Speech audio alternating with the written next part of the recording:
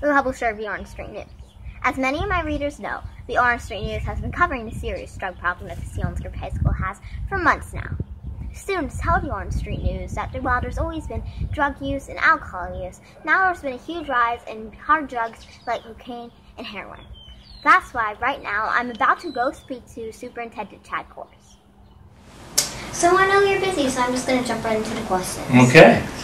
First, I know this problem isn't unique to Selinsgrove, and I know it's something that's happening all over the country, but can you tell me of some of the things that Selinsgrove has been facing, some of the challenges? Sure.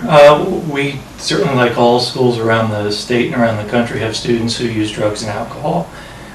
Sometimes students will come to school under the influence of medication or drugs or alcohol that they typically have taken before they get to school. Sometimes students will have with them in school drugs, typically drugs, not too often alcohol, with them. And what do you do about that?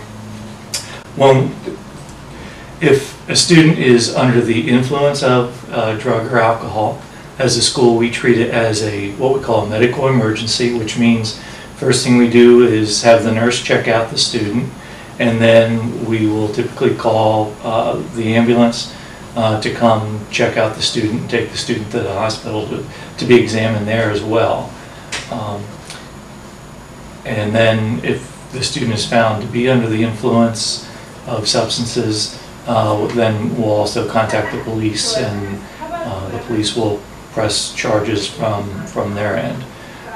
If we find a student who simply has drugs in their possession, we will contact the police right away and have the police confiscate whatever substances they have, and again contact parents, as well as we'll usually suspend the students from school.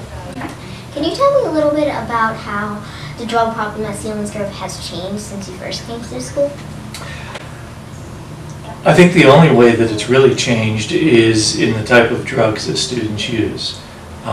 Students have,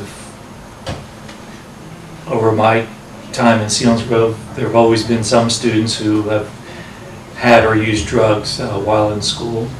I think the thing that's changed is the type of drug they're using. It's more and more prescription drugs now. It's not just marijuana, although there's still a little of that. It's more prescription medications and leading into stronger illegal drugs.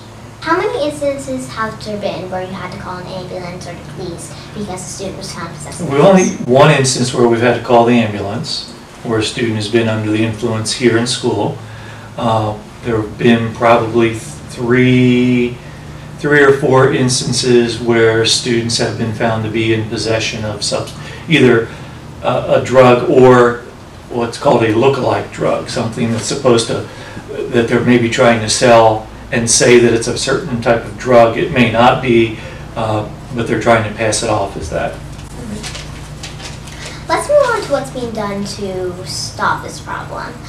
So, the Orange Street News has learned that drug dogs come into schools and sniff lockers every now and then for drugs.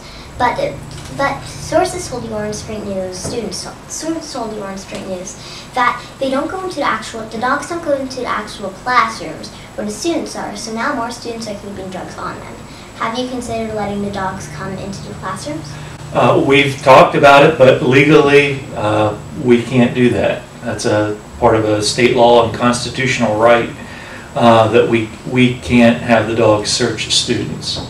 So the only way we can search students is if we, as a school, have reasonable suspicion that they may have drugs or alcohol in their possession. How do you suspect that they have drugs? Usually someone will report that another student may have, or that they saw another student with drugs. In the letter you sent home to parents, you mentioned, and I quote, "No drugs are better than others." But do you really think that? I mean, do you really think weed's the same thing as heroin?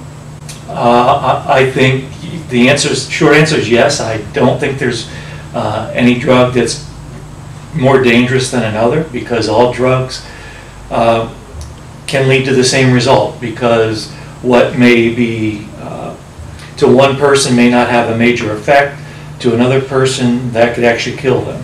And so to me, there's not a difference between the degree of drugs. So you think that weed is not worse, that heroin is not worse than weed? It can be as far as reaction to people, but to me it's still a drug. And a drug is a drug, and I don't think any student should be using any kind of drugs. As the leader of the school district, do you take any responsibility in the recent rise in hard drugs? Responsibility? I'd say my responsibility is to try and prevent it and to try and get students help that are using substances. And what are you doing to get students help? When we identify students, we refer them to our Student Assistance Committee, and through that Student Assistance Committee, we can get them signed up for drug and alcohol counseling with a trained counselor. Students I spoke with say that there aren't much the schools can do. They just say that it's mainly the parents that need to pay more attention. And in a letter you sent out to parents, you also said that you need help. What exactly help? What exact help do you need? It's really parents stepping forward to watch their own children to make sure that they know what their kids are doing, where they're at, and confiscating their cell phone occasionally and checking to see what text messages they've sent and who they're communicating with.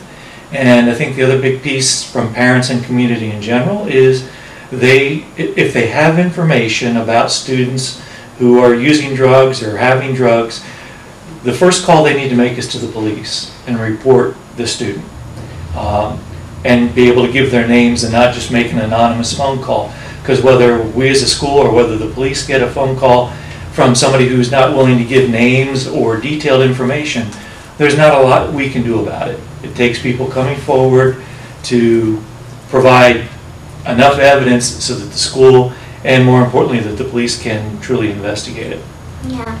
What do you have to say to the mom who's considering pulling her child out of school because of the drug use, to let them know that you'll keep their child safe from the drug problem? Well, certainly we try and keep all students safe. Can I say that their child is never going to encounter another student who has drugs? No.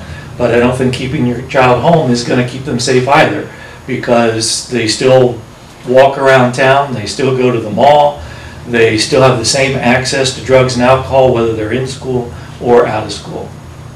All right, well, thank you very much. You're welcome. Thank you.